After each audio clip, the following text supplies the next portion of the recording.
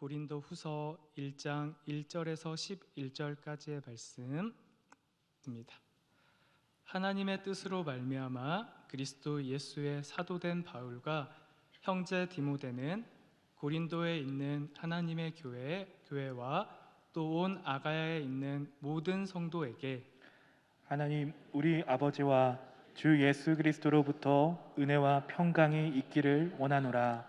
찬송하리로다. 그는 우리 주 예수 그리스도의 하나님이시요 자비의 아버지시요 모든 위로의 하나님이시며 우리의 모든 환난 중에서 우리를 위로하사 우리로 하여금 하나님께 받는 위로로서 모든 환난 중에 있는 자들을 능히 위로하게 하시는 이시로다. 그리스도의 고난이 우리에게 넘친 것 같이 우리가 받는 위로도 그리스도로 말미암아 넘치는도다. 우리가 환난 당하는 것도 너희가 위로와 구원을 받게 하려는 것이요 우리가 위로를 받는 것도 너희가 위로를 받게 하려는 것이니 이 위로가 너희 속에 역사하여 우리가 받는 것 같은 고난을 너희도 견디게 하느니라. 너희를 위한 우리의 소망이 견고함은 너희가 고난에 참여하는 자가 된 것 같이 위로에도 그러할 줄을 알미라. 형제들아 우리가 아시아에서 당한 환난을 너희가 모르기를 원하지 아니하노니 힘에 겹도록 심한 고난을 당하여 살 소망까지 끊어지고 우리는 우리 자신이 사형 선고를 받은 줄 알았으니 이는 우리로 자기를 의지하지 말고 오직 죽은 자를 다시 살리시는 하나님만 의지하게 하심이라. 그가 이같이 큰 사망에서 우리를 건지셨고 또 건지실 것이며 이후에도 건지시기를 그에게 바라노라. 네, 함께 읽습니다. 너희도 우리를 위하여 간구함으로 도우라. 이는 우리가 많은 사람의 기도로 얻은 은사로 말미암아 많은 사람이 우리를 위하여 감사하게 하려 함이라. 아멘. 아멘. 네, 우리 현장과 온라인으로 또 금요 기도의 자리에 나온 반석의 모든 성도님들을 사랑하고 축복합니다. 네, 오늘 또 우리 주님 말씀을 붙잡고 그 주님께 주시는 은혜를 누리며 깊은 기도로 나아갈 수 있기를 소망합니다. 네, 제가 우리 어제였죠? 어제 이제 대한민국과 이란의 축구 경기가 있었는데 언론에서 많이 떠들썩했어요. 그 6만 4천 명이 그 자리를 꽉 채워서 매진이 됐다는. 네, 그래서 저는 이제 그 TV로 봤는데 축구를 보고 싶으면 TV로 봐야 됩니다. 네, TV가 더 잘 보여요. 근데 이제 그 사람들이 왜 이렇게 돈을 주고 이 코로나 속에서도 현장으로 갔을까? 사실 저는요 너무 그 현장을 가보고 싶었습니다. 그러니까 축구를 보고 싶어서가 아니라 그 6만 4천 명이 모여 있는 자리에 한번 가보고 싶었어요. 그 사람들의 목소리, 함성, 그 좋아하는 것을 즐기고 기뻐하는 그것들. 여러분, 예수님 사랑하시나요? 예수님을 사랑해서 우리 여기에 모였죠. 그 사람들은 참 기쁘고 즐거웠을 것 같아요. 경기까지 이겨가지고. 우리도 우리의 예배도 그러면 참 좋겠다라는 생각을 제가 축구를 보면서 했어요. 교회들이 뭐 하고 있을까? 상암 월드컵 경기장 빌려가지고 우리도 한번 거기를 가득 채워서 하나님을 찬양하고 하나님의 말씀을 듣고 뜨겁게 기도하는 그것들 우리도 한번 경험해보고 또 다음 세대들도 경험시켜주고. 아니 2-3살 꼬마들도 다 데리고 나왔더라고요. 축구 보여주려고. 그럼 그 아이들은 팬이 되잖아요 나중에. 근데 우리가 다음 세대들에게 그 기쁨과 즐거움의 예배를 보여줄 수 있으면 우리 아이들도 다 예수님 사랑하는 팬들이 다 되지 않을까. 네, 저는 기대와 소망이 있습니다. 정말 제가 너무나 사랑하는 반석교회 그리고 너무나 자랑하고 싶은 이 금요기도의 자리가 꽉 채워져서 우리가 여기에서 사랑과 기쁨을 마음껏 누리고 하나님께 그것을 표현하고 그래서 이곳으로부터 성령의 그 생수의 강이 이 세상으로 흘러넘치기를 소망하고 기대합니다. 네, 너무 감사해요. 우리 오늘 하나님께서 이제 부어주실 은혜를 기대하며 제가 한 가지 질문으로 말씀을 열어보려고 합니다. 지금 우리 성도님들은 어떤 하루하루를 보내고 있습니까? 무엇이 지금 여러분의 이 마음을 채우고 있습니까? 기쁨, 감사, 은혜, 믿음과 소망과 사랑, 화평과 교제하고 싶은 마음, 봉사, 막 주의를 하고 싶고 주의 사람들을 만나서 막 하나님의 말씀을 나누고 싶은, 그게 충만하시죠? 네, 그게 충만하신 우리 성도님들도 계실 거고, 반대로 이 코로나 3년여의 시간을 보내며 때론 우울하기도 하고 좌절이 되기도 하고 불안하기도 하고 미래가 너무나도 걱정되기도 하며 낙심과 절망과 고독, 그리고 여러 긴장이 많이 올라가면서 서로 겪게 되는 갈등, 불편, 분열, 단절, 그리고 내가 생각했던 것보다도 쉽게 분노하게 되고 짜증내게 되는, 여러분 어떤가요? 여러분의 지금 삶의 자리는 이 마음의 중심, 무엇이 더 많이 자리 잡고 있습니까? 오늘 이 고린도 후서를 쓴 사도 바울은 마음에 무엇이 가득 차 있던 사람이었을까? 우리 빌립보서 3장 13절과 14절을 우리 한번 함께 읽어보도록 하겠습니다. 시작. 형제들아, 나는 아직 내가 잡은 줄로 여기지 아니하고 오직 한 일, 즉 뒤에 있는 것은 잊어버리고 앞에 있는 것을 잡으려고 표대를 향하여 그리스도 예수 안에서 하나님이 위에서 부르신 부름의 상을 위하여 달려가노라. 아멘. 바울은 땅 끝까지 복음을 전하기 위해, 그게 마음에 가득 차 있어가지고 뒤에 있었던 여러 가지 삶의 일들을 잊어버리고 언제나 앞을 향하여 내가 이룬 것들, 실패한 것들 다 잊어버리고 언제나 앞을 향하여 내가 하나님께서 주신 마음을 가지고 이루어야 할 것들, 그 복음을 땅끝까지 전하는 일을 위하여 힘차게 달려가는 그런 사람, 마음의 복음을 향한 열정과 그리스도를 향한 사랑이 너무나도 가득했던 사람이었습니다. 그는 얼마나 담대하고 성령이 충만하였는지, 얼마나 그것으로 가득 차 있었는지를 빌립보서 3장 17절에서 이렇게 자기를 소개하는 것으로 표현합니다. 우리 17절도 읽어볼까요? 시작.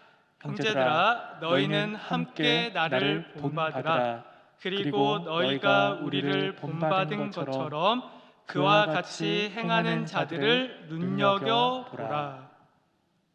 저는 평생에 하나님의 자녀로 살면서 이런 말을 한 번이라도 해봤으면 좋겠습니다. 제 인생 가운데 한 번쯤은 이런 말을 할 수 있는 기회가 있을까요? 내가 보기에도 너무 내가 괜찮아서, 우리 사랑하는 반석의 성도님들, 제가 가는 길이 정말 맞아요, 이렇게 함께 와주세요. 저를 본받아 주세요. 내가 평생 한 번을 할 수 있을까? 성도님들은 어떠신가요? 한 번쯤은 내가 내 자녀에게, 내 옆에 지체들에게 저를 본받으십시오. 애들아, 아빠 엄마 따라와야지. 근데 바울은 너무나 담대하고 성령 충만함으로 자기 자신을 본받으라, 그것이 곧 예수 그리스도를 본받는 길이다 라고 말하고 있다는 것이죠. 나를 따르라. 사도 바울은 다메섹 도상에서 예수 그리스도를 만난 이후에 한결같은 모습, 본받을 만한 모습으로 온 유럽과 아시아를 누비며 힘있게 복음을 전하고 가르쳤던, 이 마음의 복음으로 충만했던 사람이었습니다. 확고한 믿음, 확실한 선포, 철저한 실천, 참으로 예수 그리스도의 죽으심과 부활하심을 믿는 자다운 그런 삶을 살았던 인물입니다. 자, 그런 사도 바울이 오늘 고린도후서 본문 속에서 자기 자신을 이렇게 소개하고 있습니다. 8절 상반절 말씀입니다. 우리 같이 한번 읽어볼까요? 시작. 형제들아, 우리가 아시아에서 당한 환난을 너희가 모르기를 원하지 아니하노니. 자, 자기 자신을 이렇게 소개하는데요. 내가 환난을 당했다. 나는 어떤 사람이냐면 지금 환난을 당한 사람이다. 이렇게 소개를 합니다. 여기서 환난이라는 것은 근심과 재난을 가리키는데 대개는 외부적 상황에 의해서 그 사람이 신체적, 정신적으로 극심한 피해를 입게 되는 그런 상황을 표현할 때 쓰는 단어입니다. 여기 바울도 아시아에서라고 쓰고 있잖아요. 그러니까 외부로부터 당한 핍박, 박해를 환난이라고 한다는 것이죠. 성경에서는 크게 세 가지 정도로 우리가 당한 환난을 소개하는데요. 로마서 12장 12절, 야고보서 1장 27절을 보면 죄 아래에 있는 모든 인간들이 인생을 살아가면서 겪는 고통, 그러니까 이 세상이 죄로 가득 차 있기 때문에 우리가 태어나서 살아가게 되면 반드시, 당연히 왜 나만 겪는 고통이냐고, 그게 아니에요. 우리 모든 죄 아래에 있는 사람들은 다 환난을 겪습니다. 이 세상이 죄 아래에 있기 때문에. 그래서 그것을 성경에서는 환난이라고 하고요, 첫 번째로. 두 번째로는 로마서 2장 9절에서 이렇게 얘기하는데요, 범죄에 대한 하나님의 징벌이라고 합니다. 그러니까 잘 분별해야 돼요. 내가 환난을 당했는데 오해를 하는 사람들이 있어요. 이 세상의 악함으로 인해서 내가 환난을 당했는데 두려워하는 사람들이 있습니다. 왜 나 하나님의 자녀인데 내가 무슨 잘못을 했기에 이렇게 환난을 주시는가? 반대로요, 내가 범죄하고 했기 때문에 환난을 겪으면서도 깨닫지를 못해요.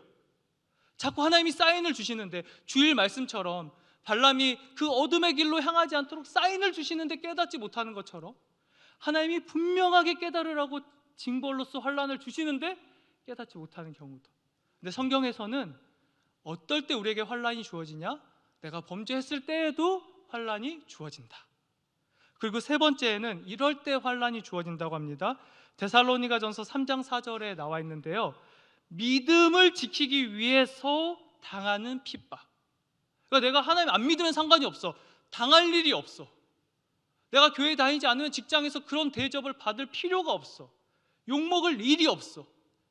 그러나 내가 예수님을 믿기 때문에 그때부터 시작되는 환난, 박해, 그것을 말한다.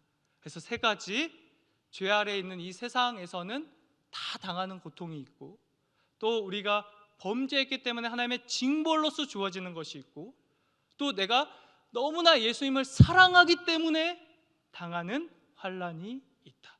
오늘 바울은 이 중에서 믿음 때문에, 예수 그리스도를 사랑했기 때문에 환난을 겪게 되었습니다. 자, 예수님을 믿는 믿음 때문에 그는 아시아에서 어떤 환난을 당했을까요?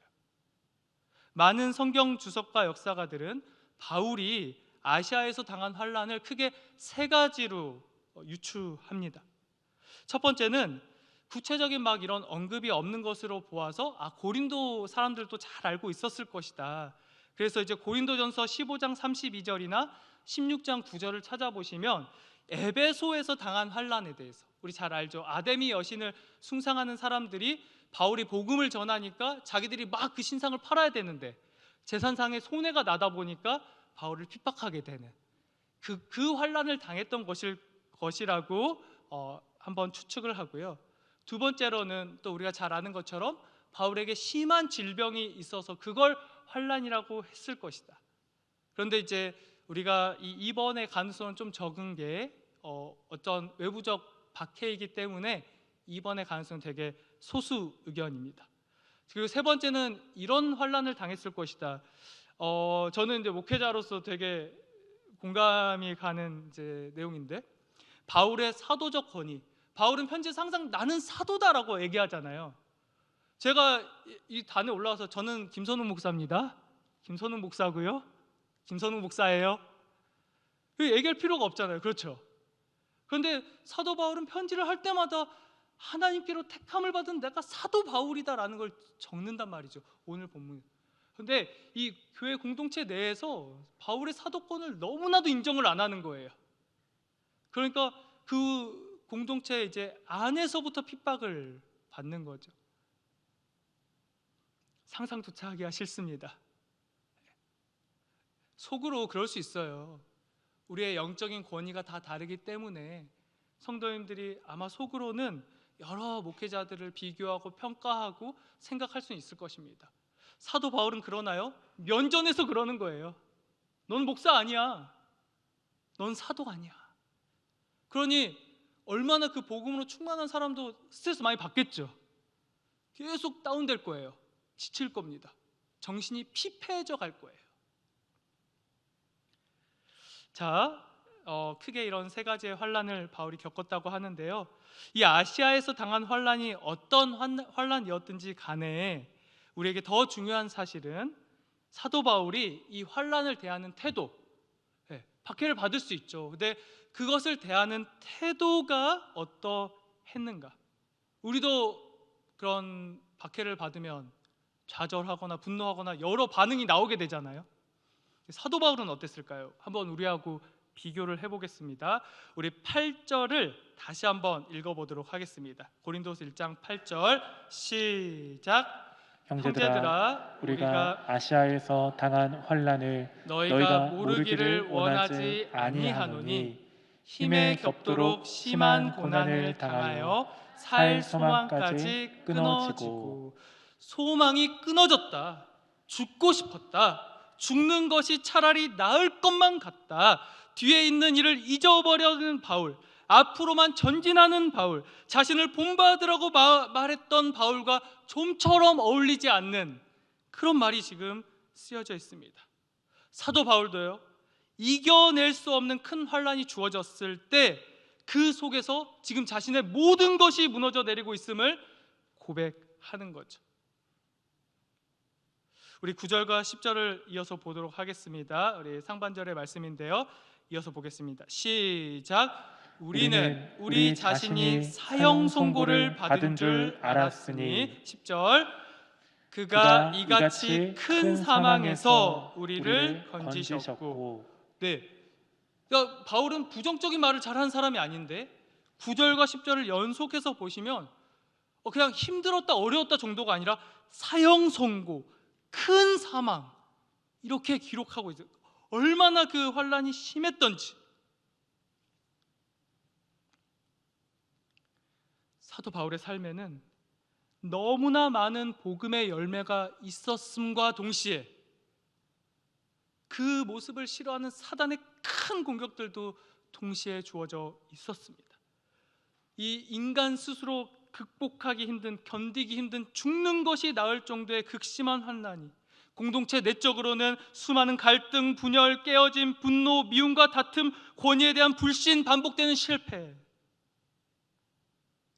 그것으로 인한 극도의 정신적인 스트레스. 공동체 외적으로는 어떤가요? 엄청난 신체적 학대, 매를 맞고 돌을 맞고 폭력, 괴롭힘, 갖은 술수. 그리고 여러분들은 겪어보지 않았죠. 저도 겪어보지 않았습니다. 여러분들이 이 예배당을 나가는 순간 누군가가 매복해 있는 사람들이 여러분을 죽인다고 생각해 보십시오. 근데 그걸 여러분들이 알고 있다고 생각해 봐요. 매일매일 그 사선에서 내가 예수 그리스도를 믿기 때문에 누군가가 나를 죽이려 하는. 근데 사도 바울이 그것을 매일매일 견디며 살아냈던 것이죠. 그래서요, 이런 문제들이 큰 환란이 나에게 주어졌지만 나는 괜찮다 이것이 아니고 나는 살 소망이 끊어졌고 사형 선고를 받은 것 같았고 이것은 큰 사망 같았다.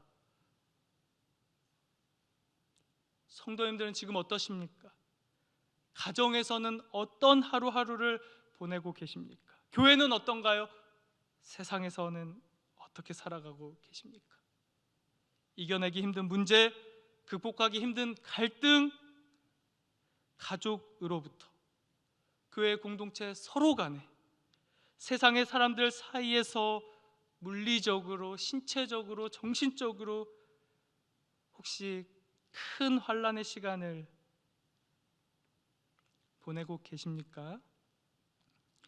혹시라도 그런 환난으로 인해서 내적으로 외적으로 너무나 힘들고 어려운 성도님들이 계시다면 우리 사도 바울이 이것을 어떻게 이겨내었는지를 통해서 도전과 위로를 받는 밤, 아니 내가 기쁨과 감사로 충만하다면 이 사도 바울의 모습을 힘있게 전하는 밤 될 수 있기를 소망합니다. 네, 우리 함께 1절과 2절을 읽겠습니다. 1절과 2절 말씀 함께 읽습니다. 시작. 하나님의 뜻으로 말미암아 그리스도 예수의 사도된 바울과 형제 디모데는 고린도에 있는 하나님의 교회와 또 온 아가야에 있는 모든 성도에게 하나님 우리 아버지와 주 예수 그리스도로부터 은혜와 평강이 있기를 원하노라. 아멘. 자, 죽음을 고백하는 바울이 너무나도 편지의 시작을 일상적인 편지로 시작을 했습니다. 다른 편지의 서원과 다를 바 없는 동일한 패턴으로 시작을 했어요.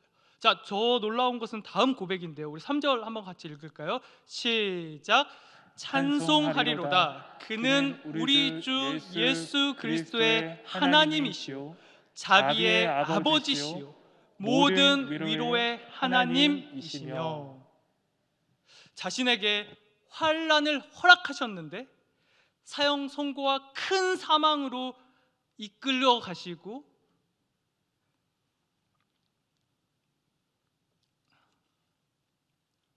그의 모든 소망을 다 끊어내셨는데 그 하나님을 지금 찬송하고 있는데 어떻게 고백하냐?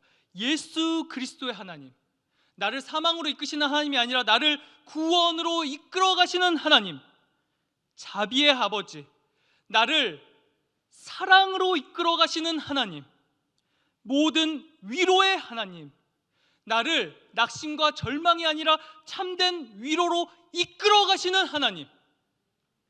여러분, 내 소망이 끊어졌다고요. 내가 죽고 싶다고요. 그런데 고백을 나를 죽음이 아니라 구원으로 이끌어 가시고 나를 사랑으로 이끌어 가시며 나를 참된 위로로 이끌어 가시는 하나님이라고 선포했다는 것입니다. 어떻게 그럴 수 있습니까? 우리는 그럴 수 있습니까? 여러분, 누가 얼마나 견딜 수 있겠습니까? 여러분을 계속해서 비방하고 신체적 물리적으로 학대를 가했을 때 누가 이렇게 고백을 할 수 있냐고요. 우리 사도 바울이 어떻게 이런 고백을 할 수 있었는지 4절의 말씀을 함께 읽도록 하겠습니다. 시작. 우리의 모든 환난 중에서 우리를 위로하사 우리로 하여금 하나님께 받는 위로로서 모든 환난 중에 있는 자들을 능히 위로하게 하시는 이시로다. 아멘. 네, 어떻게 이겼냐? 사랑하는 성도 여러분, 우리는 참 세상으로부터 그리고 사람으로부터 위로를 받으려 하는 것 같아요. 나를 위로받고 치유받고 기쁨과 즐거움을 누리게 하는 것에 많은 시간과 에너지를 투자를 합니다.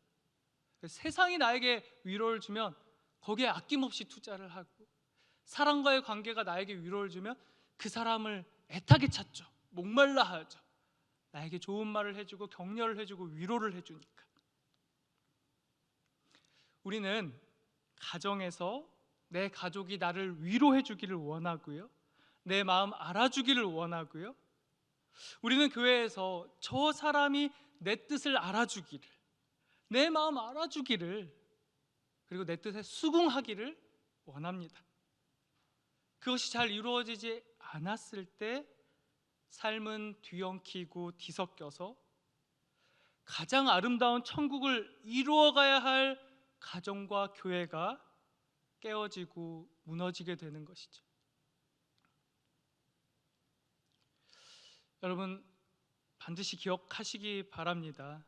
세상이, 내 가족이, 교회의 지체들이 절대로 우리의 참된 위로가 될 수 없습니다.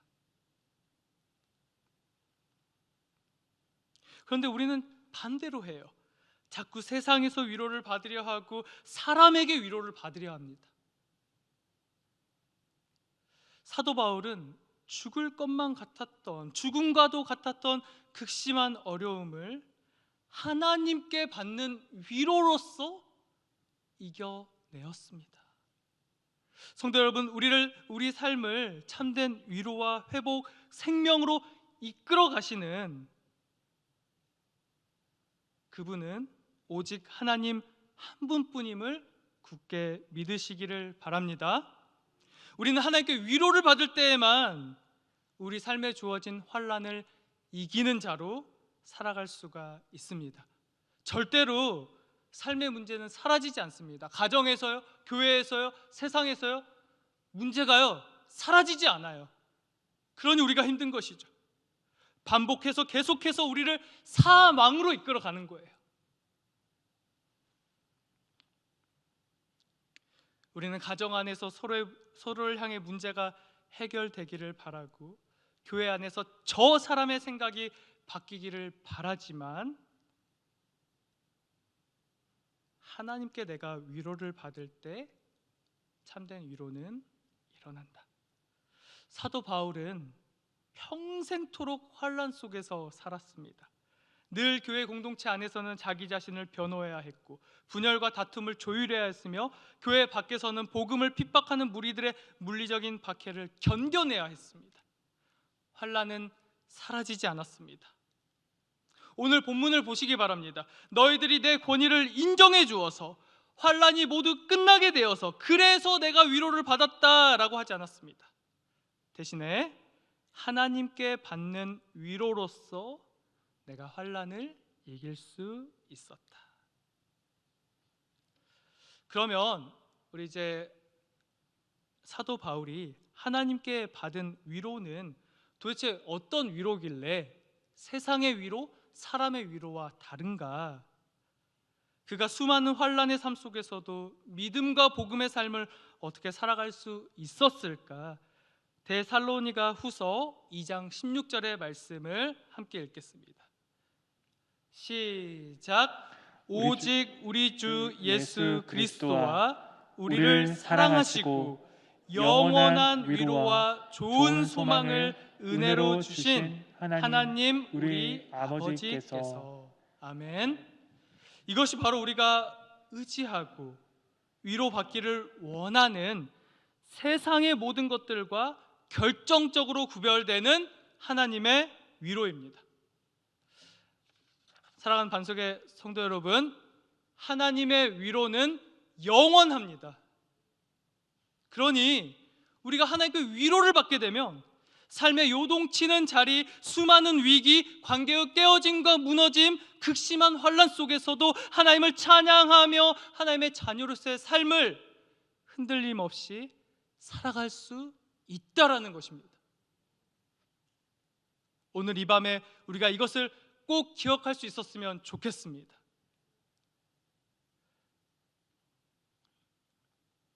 사도 바울은 극심한 환난 속에서 하나님께 위로를 받았는데 그 위로는 영원한 것이었고, 그 영원한 위로를 받으면서 자기 인생을 온전히 전제의 제사로 부어드릴 수 있었습니다. 이제 우리는 질문해야 합니다. 그럼 어떻게 하나님께 위로를 받습니까? 오늘 이 시간 본문 속에서 제가 두 가지 정도의 방법을 알고 싶으시죠? 두 가지 정도의 방법을 한번 발견해 보겠습니다. 첫 번째는 이것입니다. 간절히 구할 때. 근데 간절히 어떻게 구하냐? 그게 본문 속에 들어가 있고요. 두 번째는 이것인데요. 하나님께 위로를 받은 사람들을 통해서. 아니 목사님, 아까 사람들 통해서 아니라면서요. 근데 앞에 전제가 있어요. 그냥 사람들 말고 하나님께 위로를 받은 사람들을 통해서 우리가 위로로 나아갈 수 있다. 네, 보도록 하겠는데요. 먼저 첫 번째는 간절히 구할 때입니다. 자, 간절히 구한다는 것은 여기 두 가지로 설명하고 있습니다. 첫 번째는요, 기대하고 소망한다는 것이고요. 두 번째는 많은 사람들과 함께 구한다는 것입니다. 간절히 구할 때는 두 가지로 구해야 돼요. 자, 첫 번째, 기대하고 소망하는 기도. 우리 고린도후서 1장 10절의 말씀을 함께 읽겠습니다. 1장 10절 시작. 그가 이같이 큰 사망에서 우리를 건지셨고 또 건지실 것이며 이후에도 건지시기를 그에게 바라노라. 아멘. 아멘. 한세 성도님들, 기도하실 때 기대하시나요? 기도하실 때 소망을 하신가요? 제가 지난 주일에 청년들에게 선포를 했어요. 그래서 광고가 전 늘 길어요. 청년 여러분, 금요 기도에 나오세요. 여기도 채우고요, 여기도 채우고 저 위에도 채워가지고 우리 한번 뜨겁게 하나님을 찬양해 봅시다. 광고를 했죠. 원래 우리 반석교회 금요 기도회는 이렇게 꽉꽉 채우지 않았나요? 저는 그 뒤에 와가지고 경험을 못 해봐가지고 경험해보고 싶어요. 그러면서 한 주 동안 기도를 했어요, 우리 청년들을 위해서. 근데 오늘 비가 오네요. 날이 추워. 봄인데 도대체 왜 그러는 거야? 그래가지고 오는 길에 좀 낙심을 했어요. 기대하고 소망해야 되는데 아유, 우리 청년들 온라인으로 드리겠구나. 근데 하나님은 이루어 주세요. 제가 좀 마음이 그랬는데 한 8시 40분쯤에 이 마이크를 테스트하는데 우리 청년들 중에 막내 46기 기수 둘을 여기 앞에서 만난 거예요. 문 앞에서. 하나님이 저를 위로해 주시려고 제일 먼저 왔어요.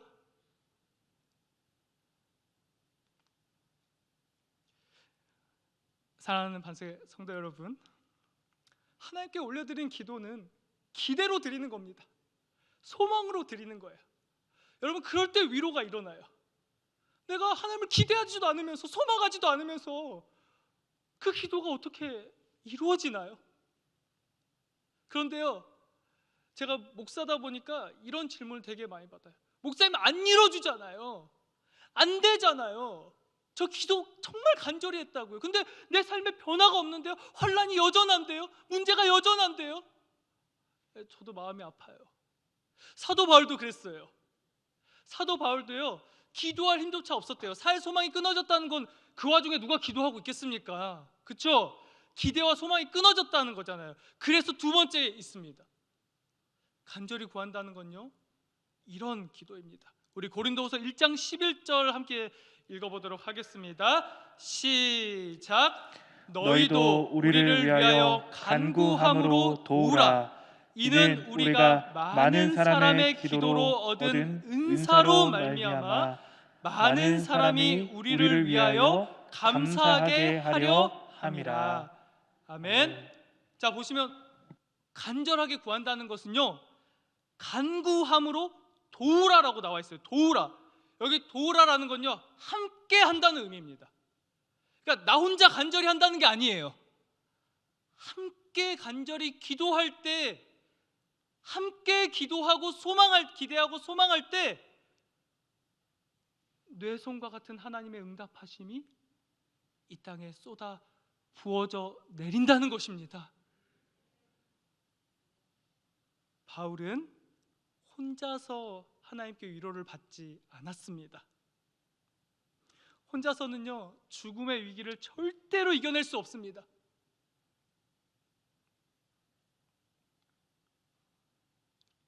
우리가 왜 모이기에 힘써야 합니까? 모이는 데에서, 함께 기도하는 이 자리에서 하나님의 응답의 역사가 일어나기 때문입니다.